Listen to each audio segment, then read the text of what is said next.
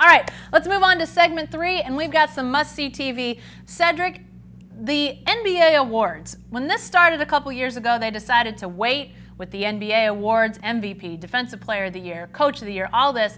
Wait until well after the season was over to have a show and announce all this. At the time, I thought this is a terrible idea. How long we're going to have to wait for these awards to be announced? I think I might be coming around because of the emotion we saw out of these guys who won.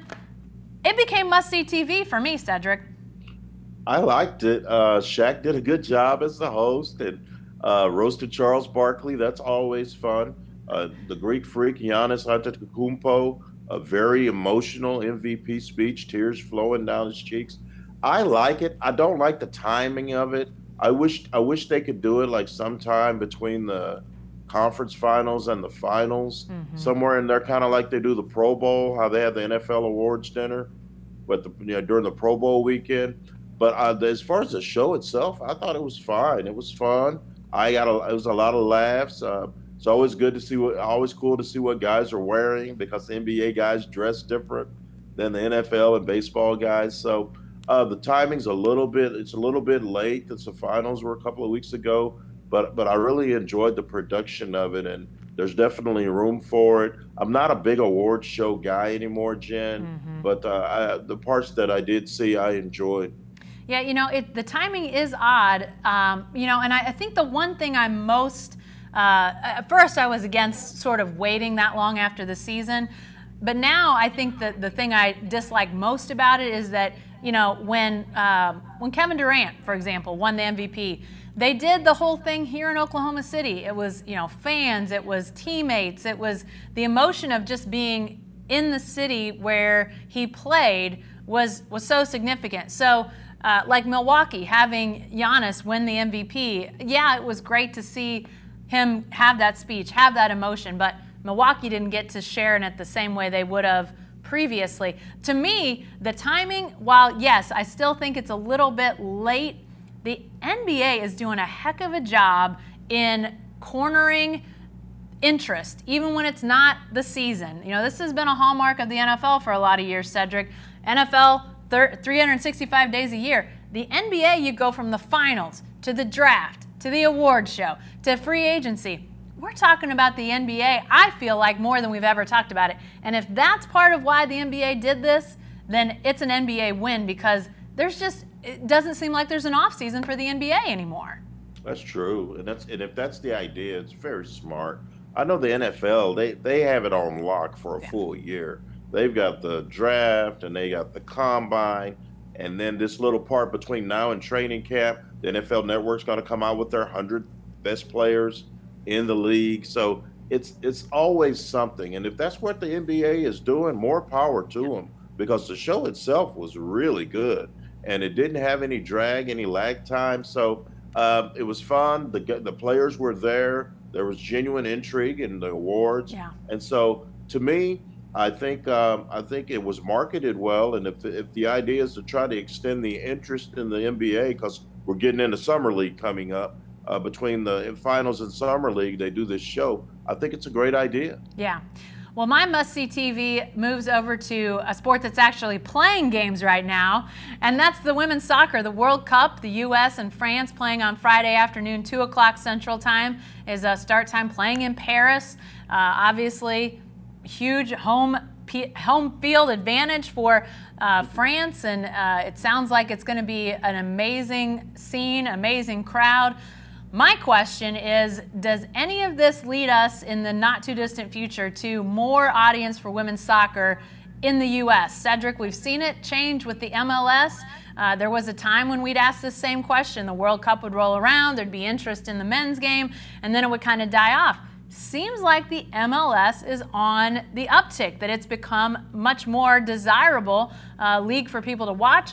MLS coming to your neck of the woods. I mean, we've seen it happen slowly with the men's game. I'm at least a little heartened that this will happen eventually with the women's game, but it does seem like we sort of, have this big outpouring of interest in women's soccer, World Cup, maybe during the Olympics even, and then it dies off again. But the U.S. and the soccer that we have, domestically, fantastic. I just feel like it's a matter of time, but it does seem like we sort of have these, big peaks and then fall off, peak, fall off, and it just hasn't come to fruition to hold the interest beyond these special events.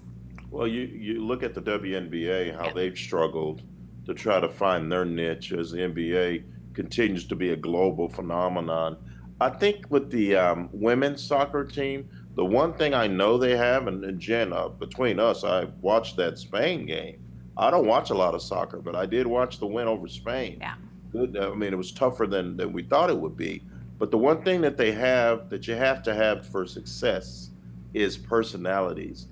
Megan Rapinoe taking over for Abby Wambach. You got Alex Morgan, who's a big time personality, and those girls are making money off the field as well. I've seen a couple of commercials with Alex Morgan just this past week. So as long as you have the personalities that are driving the traffic, the interest, then there's a chance that it can blow up overall. Between us, I'm one of those guys that doesn't watch a lot of soccer, but I do watch the World Cup, men and women. I watch it during the Olympics. So I'm one of those people that does have interest when it's on an international scale. I'm not a guy that's going to be watching the Europa League or the Europa League or Liverpool or Manchester I don't do any of that. But when it's America playing internationally, I'm tuning in because I want to see what we're going to do. So I think it's probably 5 to 10 years away for it to really blow up. Remember when Brandi Chastain took her shirt off? Yep. That's been a minute. 20 years. Yeah, so they did take a step up from that 20 years ago. Yeah. But the next step is to get people involved in a league, maybe something like the MLS. Can you sell it? That's the thing. I saw a lot of little girls in American gear in those stands in Paris. Can you get that audience, which is going to be your future consumer, to support a women's league? I think it's possible. The money is there. The sponsorships are there. You need more personalities to drive this interest. Yeah, I think what you brought up about, that next generation of fans, I think that's where it really sits. We saw those same young faces, little girls in the stands in '99 when the U.S. won in that dramatic shootout, Chastain winning it for the Americans. Now, those are some of the women that are on the team for the U.S. as we speak. They were young when that happened. So, it does take time to build that up. We've obviously seen an uptick in soccer participation in this country. It just continues on the upward trend. So you've got to think you've got more, natural fans, and then it becomes, how are you going to spend your time? How are you going to spend your dollars? Are you going to take the family to a movie, or are you going to take your family to a game? So, yeah, I think it is a matter of time. I'm heartened by the way that the MLS has continued to see growth and, upticks in fans and interest. It has taken maybe longer than some people would have wanted, and yet it's one of those additional, outlets for sports, for high-level pro sports in our country. You got to think maybe the women's soccer will be a minute, but will eventually roll to a higher level as well. Again, Friday afternoon, 2 o'clock. We're going to take a work break here, so I hope you do too, Set up the big screens, get some fans. Let's go watch the U.S. and France on Friday afternoon. All right, we'll talk about that, and who knows what else next week when we're back on the Writer's Block. Be sure to join us then.